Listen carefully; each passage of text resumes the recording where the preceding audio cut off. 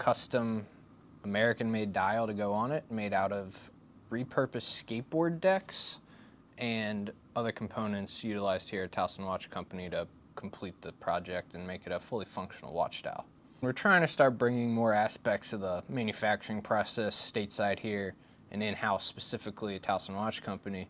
So for this project, we utilized a craftsman in Milwaukee, I believe, to help create the base for these dials.